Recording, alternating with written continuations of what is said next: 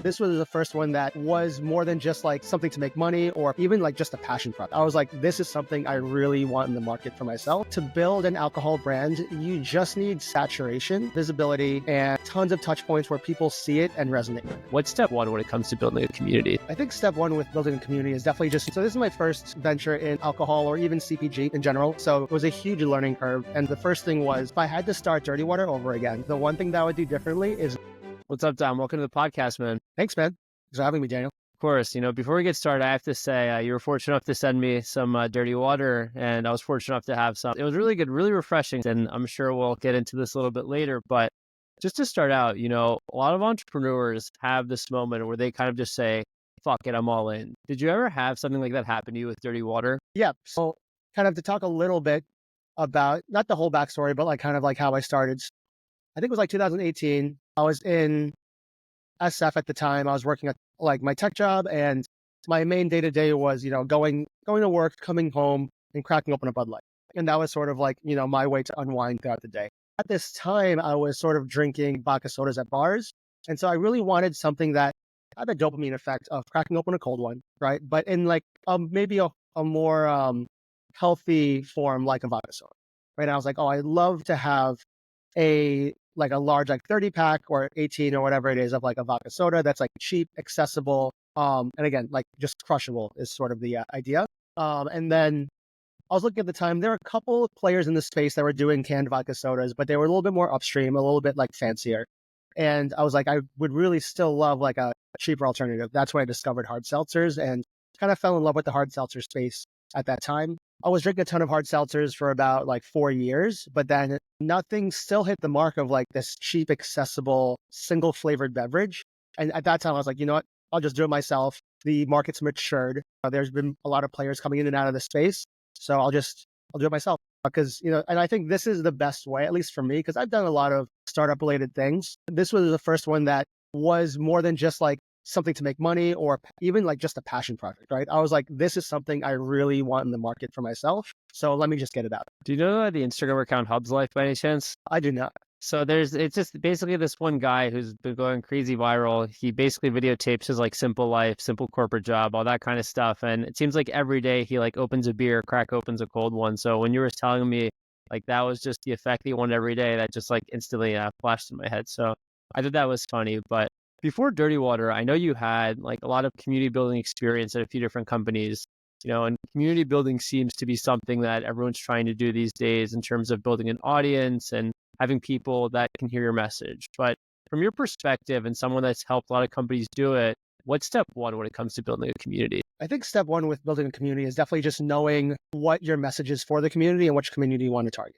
right? Because I think there's a ton of different communities and, people interchange community and demographics sort of like simultaneously, but I think like it goes a little bit more deeper than that because community has its own sort of living, breathing thing. And the last thing you want to do is interject on the community, not bring values that add to the community, right? And then you're just kind of there as like I'm just here to shill out my product, right? So really kind of choosing which communities you go after immediately, whether they're large or small, and really saying like, hey, I do fit in with your ethos. And so I think it's more than just kind of doing a little like R&D online, but actually like going there, being a fly on the wall, understanding what the community is about, kind of like how they function, and then really going from there. So I think, at least for me, that's my biggest thing with choosing the communities I start with. And the communities that I've been starting with are ones that I'm actually integrated with in my day-to-day. So it makes things like a lot easier. And then the web kind of like goes out from there of these tangential communities that are associated.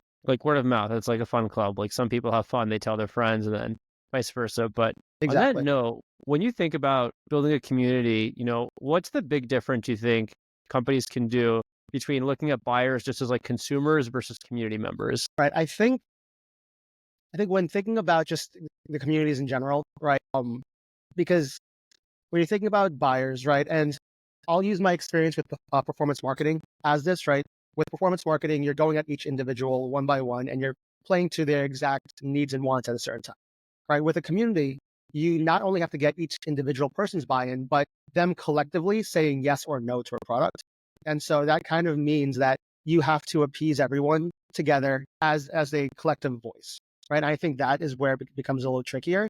And that's why, again, being that fly on the wall, understanding their nuances and not just kind of like shoehorning yourself into any sort of community is like your best approach. I think it's a little bit of art and science because everyone's inherently different, and then you have to find your niche, but then within that niche, get everyone to agree. So definitely not something that's easy to do. Yeah. And everyone's different, right? I think that's the biggest thing, right? Where it's like, with performance marketing, there is a formula, there is demographics, there is like, all this data, but a community is a community for a certain reason. For sure. So getting back to dirty water for a second, I'm just curious because this is like a bit of a play on the branding, but do most people think about dirty water as a light beer or hard seltzer? So it's funny. Some people, when they just hear dirty water by itself, they think of either a non-alc water, which has played both positively and negatively, depending on who you're talking to, or a hard seltzer. I think there's been very few times where they identify it as a light beer first, but I would love to be sort of categorized against light beers, not just like within the confines of the hard seltzer shell. Got it. So initially you want to be within the sort of the hard seltzer shell, but also appeal to the light beer demographic in terms of something that can kind of play both sides. Right, exactly. Yeah, because I think when creating dirty water, my idea was, my favorite types of drinks are your light beers, your like, I would say like your watery swell, like PBR, High Life, Bud Light, Modelo, the list goes on, but they all kind of share a very similar thing in common, which is they're good for any occasion, they're simple, they're classic, and they're very sessionable. When you think about hard seltzers, traditionally, I think first and foremost, it's a healthier alternative to beer, right? Lesser calories, more alcohol content. But at the same time, currently with hard seltzers, everyone's going variety pack, upstream flavors. They want to be fancy. They want to have, almost like a cocktail-esque experience where you're drinking it and you really know, oh, this tastes like a watermelon mojito or this tastes like XYZ, right? And so for me, I want to use the vessel of a hard seltzer as a healthier alternative, but still get that feeling of a light beer. And so I think with that, there aren't many in this space. So I'm trying to, even though it is born a hard seltzer, I wanted to appeal to people the same way that your classic light beers did. It's funny, there's a lot of mixed drinks or hard seltzers that I drink also. And a lot of the times is they'll have like these crazy value packs and there'll be like 4 or 5 different flavors, but I only really want 2 of them. And I definitely want to get something that I can just get every time. So I think it's cool that, you have this singular play on your branding and people can expect to get the same thing every time. And it's almost like a light beer that has like that citrusy taste. And I think people will really appreciate that. But on another note, when I was stalking the shit out of you for coming up with good questions for this episode, I saw on another podcast how you made the first prototype of dirty water. And I love how back in college you said it was a way to get drunk at an effective price point, which was a really great explanation. But you ended up, as I said earlier, adding that citrusy flavor. How did that happen? Right. So when coming up with the flavoring of dirty water, I think so. Dirty water itself, there is flavor there, right? Even though I like to have not talk about it as a flavor, I want people to know it as it tastes like dirty water, right? But there is a flavor, and the flavor is a little bit of pear and a little bit of citrus. And when thinking about the flavors for dirty water, right, and what it would taste like, I knew it had to have some sort of fruit element to it, but I wasn't exactly sure what it was, right? And then so going down the list, ended up on pear first. So pear was like, for me, when thinking about pear, it's like not too sweet. You think of it not as like a candy sweet fruit, almost like just sort of hydrating, refreshing a bit. So that was always going to be the base note. And then from there, it was just adding in, a complementary flavor to not just have it taste like. And so citrus and effectively lemon was the counterpart to that. Tried a couple other things, but lemon was the one. You keep it simple. And so, a little bit of acidity at the end kind of like balances it out. From just your base sweetness. I'm just curious, how long did it take you from conception, like you had this idea, to like ultimately come out with the final product? And I don't mean like all the marketing stuff. What I'm basically asking is like, how long did it take to come up with like the recipe for it? Because I'm sure there's probably been like a bunch of testing and like it could use a little more citrus, a little more of this flavor, that flavor. Like, what was that whole formulation process like? Yeah, so for me, actually, so this is my first venture in alcohol or even CPG in general, right? So it was a huge learning curve. And so the first thing was, well, yeah, how do I do formulation, right? You hear about people doing formulations in their kitchen, things like that. But at the end of the day, it needs to be shelf stable, needs to be FDA approved, all these other things. And I knew I just didn't trust myself doing any of that. So I wanted to make sure, from a good starting point that it was not only tasty, but it was also regulated and good for mass production. And so the way it worked was it took me about, I would say, 3 or 4 months to find a flavor partner. So they're called flavor houses. A flavor house is basically a company that you send your brief to, and you want to be as specific as possible, talking about what the flavor experience is, what the notes you kind of want are. And usually with bigger companies, what they would do is they would work with like multiple flavor houses. They'd have one brief, they shoot it out, and then whichever one comes back with like their closest iteration to what they were thinking of, then they go in that direction, right? Me It's like a being consulting project almost. right, exactly. But me being a startup, I could only choose one. Don't have the money to shop around 5 or 6 different flavor houses. So worked with one. And so that vetting process itself took about, like 2 or 3 months. And then once I chose one, it was about maybe 10 or 11 months of formulation back and forth to get to the point that we are today. And that God, that's was, interesting. It's yeah, great. yeah, a lot of samples back and forth, a lot of points where at certain times I was like, this is never going to taste good. This is not going to work ever. And I would say it finally took a turn for the better when I actually started getting other people to taste it outside of me and my wife, because I guess like it's one of those things when you're so in the weeds, everything tastes bad, right? Just because you have your anchoring points of like what previous samples were, and then everything kind of tastes off from there. But I think it was about 7 or 8 round of samples of like 2 or 3 samples each time that I had some other people come over, taste it, and they were like, oh, this is like really good. And that sort of changed I just had to take a step back, right? And then kind of reassess what I was doing and, saying, no, I can see where they're coming from in terms of this flavor direction, and then kind of pivoted a little bit from there. So, but yeah, all in all took about, I would say 11 months of formulation. It reminds me of campus food. Whenever you're on campus, all the food kind of they'll have like all these different stations of like pasta or eggs or sandwiches or whatever, and like it all somehow tastes the same. So that just from my days at school, but that sounded the same. But I'm interested. Like 11 months sounds like it's like a really long time, and obviously you want to be confident when you're putting something out to market. But during those 11 months, did you ever have the thought of like, oh, this is just never going to work out. I'm never going to follow through with this. And if you did, how did you decide to like push past that thought and keep going towards like product you really wanted to work on? Yeah, it's funny. I think every step of the way, I had that kind of like sinking feeling in my stomach. It's like, oh, the next step's coming, right? And so for me, like the formulation process, I originally thought was only going to take a month. I had that stretched out, but Would when have been thinking about, nice. yeah, no, that would have been nice. Actually, it would have been, in hindsight, I was not prepared for the next step within that first one. But yeah, the formulation process throughout it, it not tasting good at a certain point, that's when I was like, this is never going to work out. Um, but eventually, when the flavor started really kind of getting to where I wanted it to be, even then I was like, shit, like we're getting really close to like finding my flavor. Now I have to actually like put up a ton of money and like get it produced. Right. And so that was like a very like nerve-wracking moment. But yeah, as soon as I got that formulation down, I was like, okay, well, I guess I have to do the next step now, which is not necessarily go to my full production, but because the way that alcohol is, you have to do you don't have to, but it's advised to do what's called a pilot run, which is not for sale, smaller production of cans, just to like shop it around to maybe friends, family, potential investors, and also just like potential customers. And so I got 1,000 cans made. And so this was even sort of my way of bracing myself for that eventual production run of seeing if it's actually real, right? So like getting the product made and then getting it out there, having people taste it. And the reception was actually like very, very good, way better than I thought.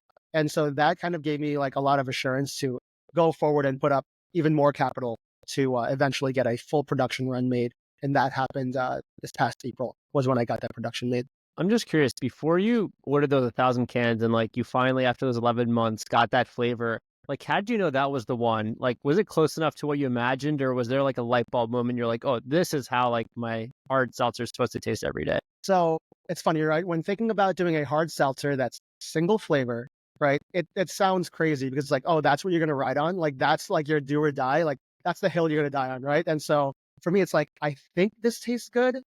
And so 1,000 can production is like, it's a lot, but it was, I think, small enough for me to test it, right? I was like, it's like, I think this tastes really good. I think this is close enough where the flavor's like a bit nebulous. I think it's either net neutral or net positive, right? Because eventually I want it to be at a price point where if you're at a bar, you're like, oh, that tastes good enough to get for $3, $4. And so was like, I think this is what I want.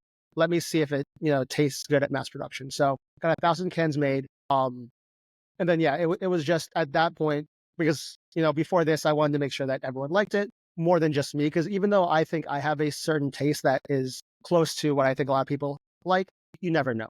Right. And so really getting it out there and really just like kind of blindly like having faith is what it came down to.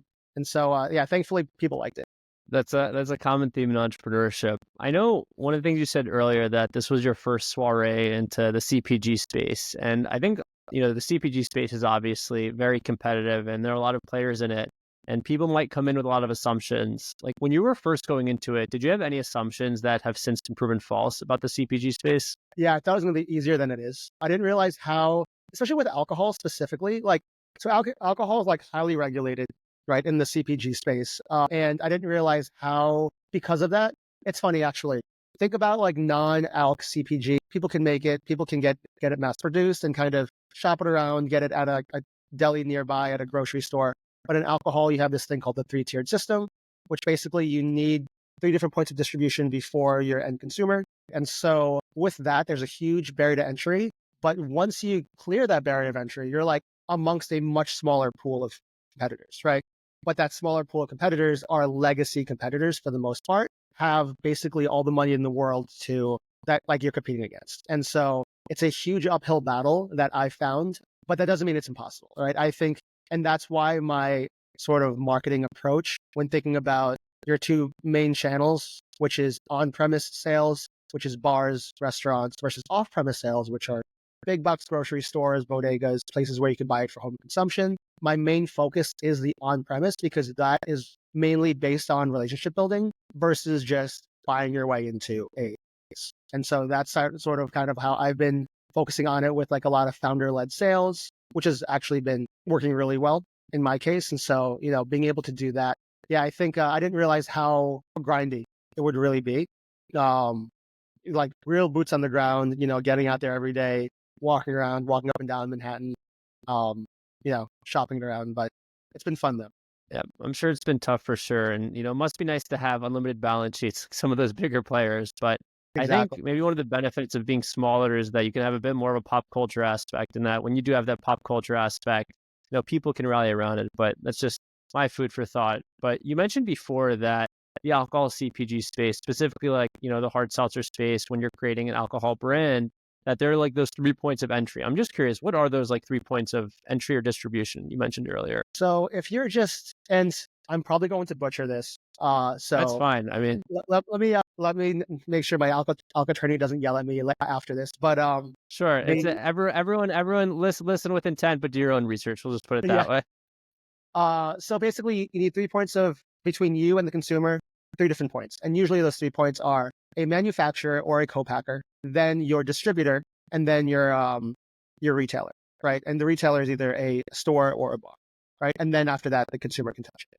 And so the hardest part of that, well, they're all hard in their own right, but the distributors are the hardest part for sure, because those are the ones that can choose to either bring you on and sell you to all the retailers, or they could choose to not bring you on at all. And then you have to find what they call these back of house distributors, where you do all the selling and they're just doing the logistics and invoicing. And you're basically paying someone to use their license to be able to effectively distribute in whatever state you are. Yeah, each point's different, each point's tough, but they're all necessary to sell alcohol. So the distributors know they're kind of hot shit, and that they have to say at the end of the day between whether to take someone on or not. Yep, exactly. And so like a lot of the times, like they take it like upwards of a 35 point margin. And at the end of the day, they're just delivering product, and you still have to sell the product. Yeah, it's a crazy world we live in. Well, I'm Yeah, no government expert, but I can understand the perspective that, they want an alcoholic product to be regulated, but I also understand from your perspective how,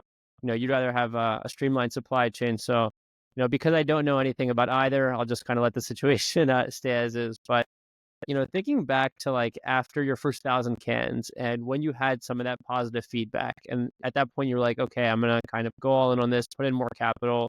From that point on, do you have any crazy stories about like the early days of scaling Dirty Water? yeah. I think I'm still relatively new, just in the grand scheme of things. right? But I think, very early on, I want to use the word founder mode very lightly because I don't agree with it, but it is sort of a true thing where it's like, and when I think about marketing and social and everything like that, I think I am in that founder mode time of just literally trying everything. And I think even now, right, I'm doing all these events, all these community events, like 3, 4 plus a week, just getting cans in hands. And, whether it's driving, 10, 20 cases of product like around the city, door to door, popping up for events at any time of the day or night. I think it's all really blurred together, but it's been a real fun experience so far of just like connecting with people, getting people to try it for the first time, seeing like, they're very surprised look on their faces when they're trying it. Yeah, I think the whole thing of, I mean, every single time I have to do an event, right, I have to either buy the product at a retailer because of that,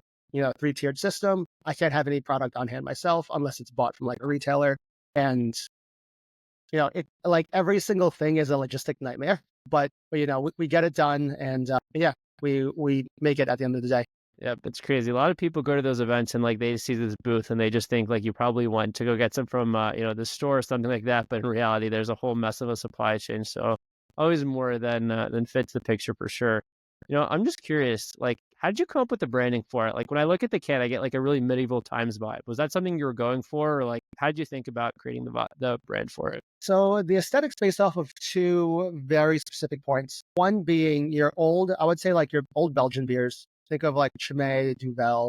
And then the other is like your classic Americana. So like think of like Coors Banquet or High Life, right? These kind of like beigeish cans that feel old school, feel vintage. And so it was kind of a push and pull on both ends of it. Some early iterations of Dirty Water, the logo was actually even more medieval than it is now, like kind of like old Gothic medieval, and that plus almost what is now sort of a mirror behind the Dirty Water logo was more of a kind of like a family crest, sort of like but a much more pared back. So if you look at a lot of the Belgian beers, there is sort of like a crest with like some sort of like embellishment inside. Mine was a very, very stripped back crest, almost as if it looked like a window. And the way that I projected it was a window to the world, and a window where you could kind of add anything you want and any flavor you want to Dirty Water, whether you want to use it as a mixer, whether you want to add different flavors to it, and kind of like almost like uh,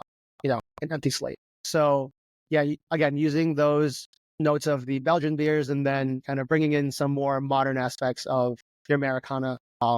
Again, whether it's the Coors Banquet, the High Life, and then sort of kind of creating, a nice mix between both. I want you to hold that thought on the other flavors for later. I have a good question at the end about that. But we were talking off air a bit about how you live in New York, and New York is the most competitive city in the world, and I'm sure that there are a lot of hard seltzer brands competing for shelf space. And we were talking earlier about some of the legacy players. But personally, how are you able to build like relationships with liquor stores, bars, venues, and clubs to get them to carry Dirty Water? So before I answer this, I will preface, and you may ask this question later, but if I had to start Dirty Water over again, the one thing that I would do differently is not start in the New York City market. And that is because, as you said, it's insanely competitive. And really, to build an alcohol brand, you just need saturation, visibility, and, just like tons of touch points where people see it and resonate with it, right? Now, thinking about like a hometown, right? Your hometown, there's probably a strip of bars. You could probably envision it in your head. There's like maybe 10, 12 bars everybody goes to, and there's varying ages between like blue collar that go after work to like your young kids in like the early 20s, maybe like some college kids. And then like it kind of varies between, right? And there's always like that one kind of clubby place, the one sort of Irish bar, maybe a couple. And so think about all those bars and how much easier it would be to get everyone in the town to drink it if you could just focus on 12 bars at once. Now think about your hometown being New York City, right?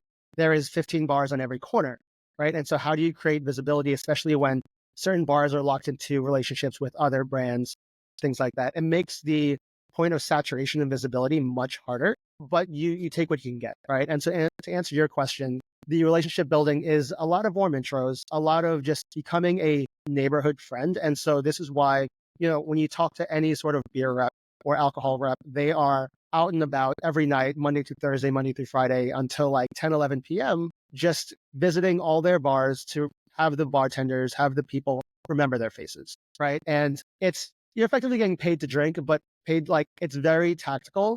where like you become friends with them and you like sort of like put your stamp on the location, right? And so it's a lot of that. It's a lot of just choosing which places you want to be in, making relationships, seeing if they jive with you, if they like the vision, if they like the product, and then just tons and tons of follow up. So, I think there's been locations where it's been like a 1, 2, 3 getting in there. Other places where I have to show up 5, 10 times.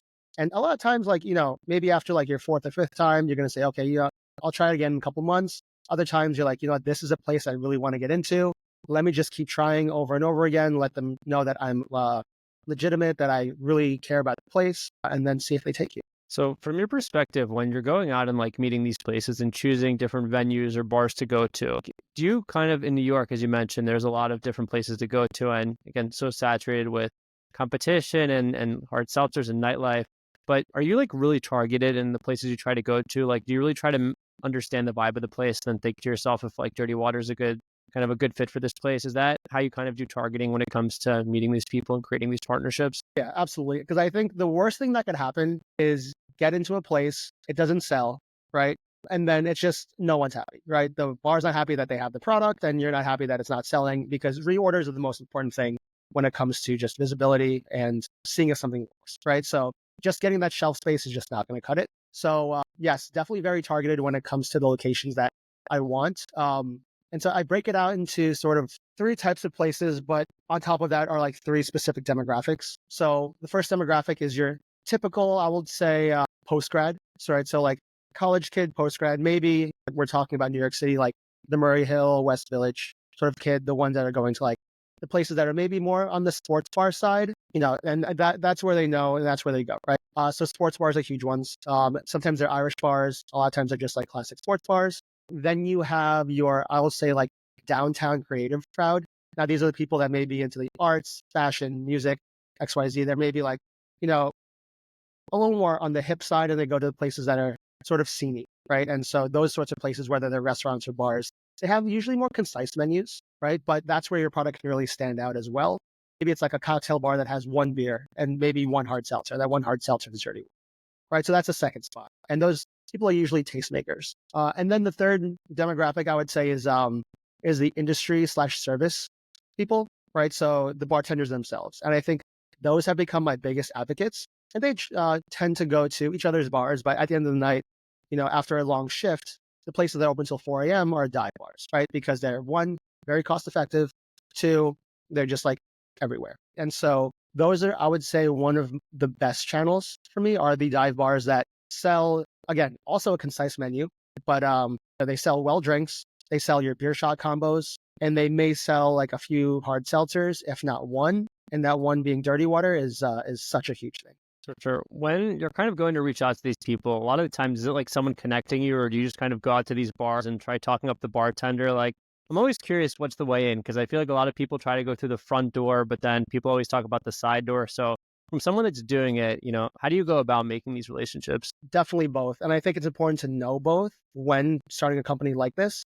I think if you just rely on warm connections, you're just not going to know, especially when you hire on salespeople, you're not going to know like what sort of things to brace them for and how to sympathize with them, right? And so I think as a founder, just being aware of like each part of the process. I don't think I'm that good at selling or ever was. I don't think I have that salesperson gene in me, but you have to do it. You have to go out, right? And I think going out and doing those cold opens with a bar, going in there, hey, my name's Dom. I'm founder of Dirty Water. I'd love to chat with you. Would love to chat with the bar manager, the beverage director, the owner, whoever it is. I can come back on a better day. Usually you kind of go in when the bar just opens, so it's not too busy, and just, reach out to them. But obviously a warm intro is always better because, they're braced for the conversation rather than, catching them when they're doing something else. And the last thing I want to do is talk to a rep trying to show their product.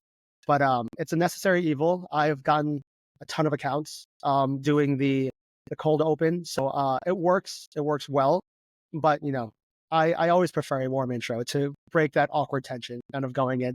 Yeah, for sure. I'm sure both of them come into play when you're trying to do your thing.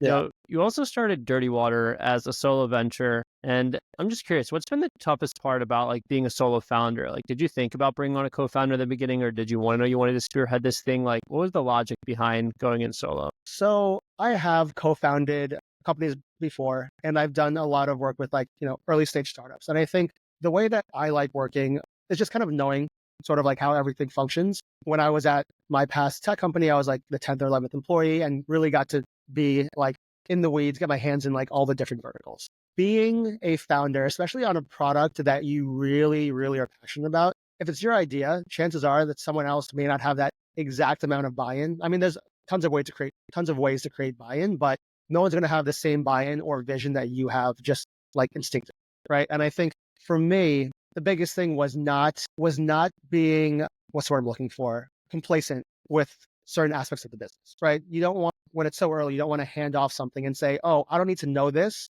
because someone else takes care of it. When you want to move as fast as, say, I want to move, right?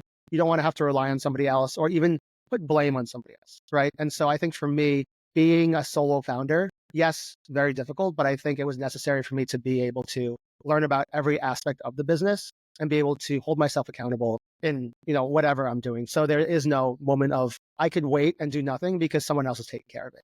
So it's always just me moving forward. So it's like an accountability thing. Like you knew if you went in yourself, obviously it's probably the most difficult path out there, but at least you knew like if you knew you had no one else to blame but yourself, you're more likely to act instead of potential issues with a co-founder. Exactly. Yeah. And I would say myself, just like, again, kind of going back to how I function in my past, I'm definitely more operationally focused, right? I think, I'm in that almost like that COO mentality of like, your main job is to fire yourself. And the best way to do that is hire on people that, can fill your role, right? So going 0 to 1 in every single vertical, I think is like a really fun thing, but needing to know how to go from 0 to 1 and get that really good hire is really important. But it's one of the most underrated facts, I think, too. I was at a talk recently and, this CEO, and he said that a CEO founder, I might add. So it's not like a typical corporate CEO where they just like pluck someone from like another executive job, but someone that, started from zero. He said one of the toughest parts was hiring other people. And I think that in the beginning, a lesson that a lot of CEOs or founders have to learn is that it's impossible to replicate yourself. Just so no one's been in the weeds as much as you. So at some point, you'll have to realize that it's going to take time for people to get up to speed. But I do think it's a nice middle ground of like being the founder, but also being able to hire for your weaknesses, understanding that takes time and figuring out a way to make that work. So I think it's a really cool note on there. Just thinking a bit higher level here, I know you said earlier you had some early entrepreneurial ventures and you had some co-founders and you also ended up working for a few companies, as you mentioned. So from someone that has both like that company experience and that early entrepreneurial experience, did you just feel like entrepreneurship was more aligned with who you were? I will say yes and no. For some reason, I don't know. I don't like the word entrepreneur, especially when I think about myself. I like doing things. I like doing a lot of things. I like putting my hands in things. And that usually comes with, again, being very early stage with some companies. I don't like being siloed into one thing. I think that gets pretty stale for me. I like being the jack of all trades, master of none sort of person. Whether that's a detriment or not, that's just kind of like who I am. But yeah, I mean, like, if someone paid me a salary and like small equity in the company to build this company, right? I would not like be opposed to that, right? Just because I like building, I like this product. So I don't think entrepreneurship is exactly what I love. I love the process of building, the process of having ownership, I think is huge, right? That's why like any company with stock is always great, especially early on to get more of it, right? The more buy-in you have, the more ownership you have is always better. But yeah, I think the issues with entrepreneurship come on the the admin side, right? A lot of the things that you don't like doing, like the legal stuff and like the payroll and like all these other things. Like I'm not gonna say entrepreneurship's overrated, but it's definitely tougher than someone just going. It's like, oh, I'm gonna start my own business because I want financial freedom. I mean, financial freedom's working at Google 100K a year and getting a nice little stock bonus and getting 4 weeks of vacation, right? So I think there's different definitions of financial freedom. But yeah, there is obviously freedom when it comes to being an entrepreneur. Definitely. So you like more the creative and artistic aspect of entrepreneurship, less like the mundane aspects, we'll say. Yeah.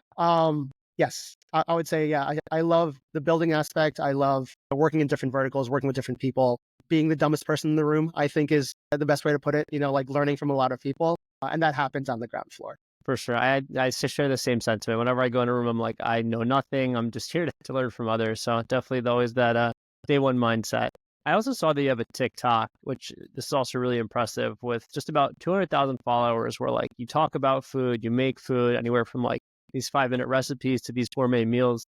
I'm just curious, were you always kind of a foodie? always a foodie in the sense where I love eating. I was never pretentious about food. I like everything from, yeah, sure, your Michelin restaurants to McDonald's. I had McDonald's for lunch today. They came out with a new chicken Big Mac, pretty good. So yeah, I love all kinds of food. I love street food. I love going to different countries and eating their local cuisines. But the TikTok itself, it's funny. I always wanted to start a TikTok, but I personally am not the content person. Like I don't love making content, right? So for me, if I wanted to make a TikTok, it needed to be something that felt natural and not something that I needed to really script out or like, put a lot of time into sort of building. And so the format that worked the best was this sort of like POV, let me just cook what I'm cooking and or review what I'm eating sort of like format. And that's worked really, really well because it allowed me to do a lot with like a little lift.